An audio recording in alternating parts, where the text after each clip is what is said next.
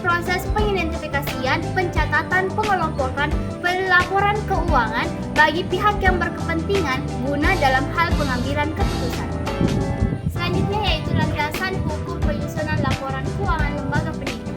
Yang pertama yaitu Undang-Undang Dasar Negara Republik Indonesia tahun 1945 Pasal 5 Ayat 2. Yang kedua, Undang-Undang Nomor 17 Tahun 2003 tentang Keuangan Negara, Lembaran Negara Republik Indonesia tahun 2003 Nomor 47, tambahan Lembaran Negara Republik Indonesia Nomor 4286. Yang ketiga, Undang-Undang Nomor 1 Tahun 2004 tentang Perbendaharaan Negara, Lembaran Negara Republik Indonesia tahun 2 Nomor 5, tambahan Lembaran Negara Republik Indonesia Nomor 4355. Yang keempat, Undang-Undang Nomor 15 Tahun 2004 tentang Pemeriksaan, Pengelolaan, dan Tanggung Jawab Keuangan Negara.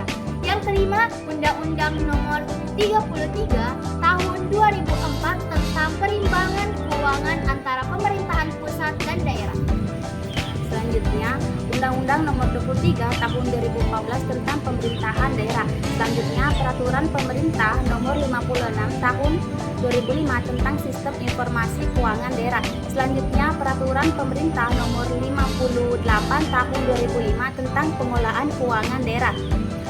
Selanjutnya, Peraturan Menteri Dalam Negeri Nomor 13 Tahun 2006 tentang Pedoman Pengelolaan Keuangan Daerah sebagaimana telah diubah dan berakhir dari Peraturan Menteri Dalam Negeri Nomor 21 Tahun 2011. Selanjutnya, Peraturan Menteri Dalam Negeri Nomor 283/PMK 05 2011 tahun 2011 tentang Pedoman Umum Sistem Akuntansi Pemerintahan. Selanjutnya, Peraturan Pemerintah Nomor 71 Tahun 2010 tentang Standar Akuntansi Pemerintahan.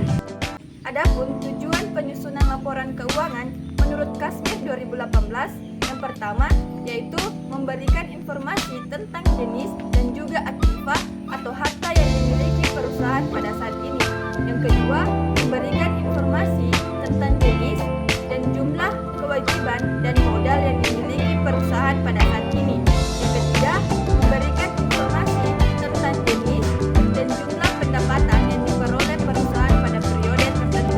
Yang keempat, memberikan informasi tentang jumlah pembiayaan dan jenis pembiayaan yang dikeluarkan perusahaan pada periode tertentu. Yang kelima, memberikan informasi tentang perubahan-perubahan yang terjadi terhadap pasifa, aktiva, dan modal perusahaan. Yang keenam, memberikan informasi tentang kinerja manajemen yang terjadi pada perusahaan pada periode tertentu. Yang ketujuh, memberikan informasi tentang catatan-catatan laporan keuangan perusahaan terjadi pada saat ini. Adapun bagian-bagian laporan keuangan, yang pertama yaitu laporan laba rugi. Laporan laba rugi merupakan laporan keuangan yang berfungsi untuk menilai kinerja keuangan apakah perusahaan mengalami keuntungan atau kerugian pada periode akuntansi. Selain untuk mengetahui keuntungan atau kerugian, laporan laba rugi juga bisa memberikan informasi tentang pajak perusahaan, bahan evaluasi manajemen. Kedua yaitu laporan perubahan modal.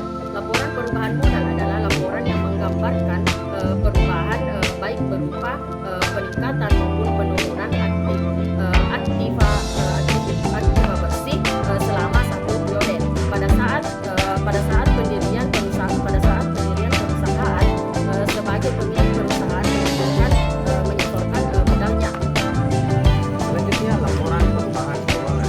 Laporan perubahan keuangan adalah laporan yang menunjukkan posisi dan informasi mengenai keuangan suatu perusahaan.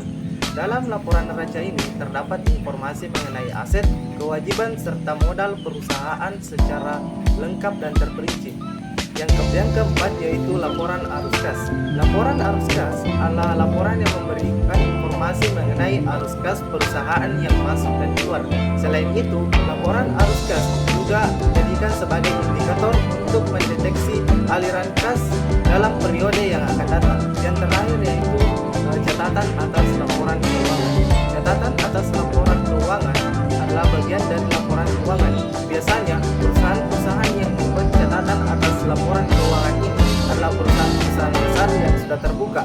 Adapun tujuannya yaitu untuk memberikan penjelasan mengenai hal-hal atau apa saja yang terdapat dari laporan yang lain